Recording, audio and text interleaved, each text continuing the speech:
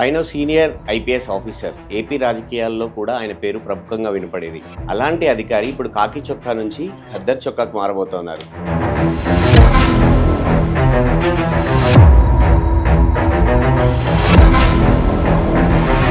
So ఎందుకు మీరు జగన్ హయాంలో టార్గెట్ అయ్యారు అంటే ఏం చెప్తారు?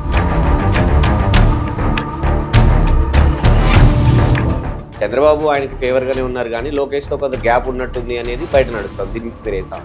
నేను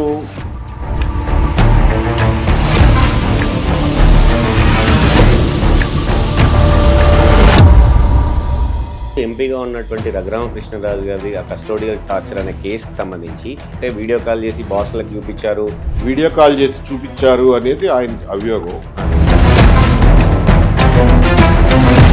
ఆయన కాలికి తగిలిన దెబ్బలు కానీ, ఆ కాలు మొత్తం వాచిపోయి కమిలిపోయిన పరిస్థితి కానీ, తర్వాత మెడికల్ రిపోర్ట్ ఎలాగో మిలిటరీ హాస్పిటల్లో మెడికల్ రిపోర్ట్ వచ్చింది. గతంలో ఉన్నటువంటి అమరావతి ఉద్యమంలో ఉన్న రైతులకు మళ్ళీ కొత్త ఆశలు వస్తాయి, అట్లాంటి నెగిటివిటీ మళ్ళీ స్ప్రెడ్ అవుతుంది కదా, మీలాంటి వాళ్ళు కూడా ఇలా ఎందుకు మాట్లాడుతున్నట్టు అని. ఖచ్చితంగా మాట్లాడతామండి. 44,000 ఎకరాలు అంటారు ఇంకా నెక్స్ట్ విడతలో.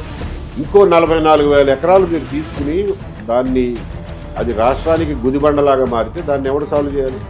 2019 ఎలక్షన్స్లో అప్పుడు వైఎస్ వివేక హత్య కేసు అనేది కీలకంగా మారింది. ఆ రోజు మీరు కీలకమైనటువంటి పోస్ట్లో ఉన్నారు. గ్రౌండ్ రియాలిటీ అనేది పూర్తిగా అసెస్ చేయలేదు, గొడ్డలిపోటుకు గుండెపోటుకు తేడా లేదా అనేది ఇట్లాంటి వాటి విమర్శలకు ఏం చెప్తారు సార్? ఈజీని అడుగుతారా మీరు? ఇన్వెస్టిగేషన్ గురించి ఇంటెలిజెన్స్ వాడిని అడుగుతారా? కామన్ సెన్స్ అండి.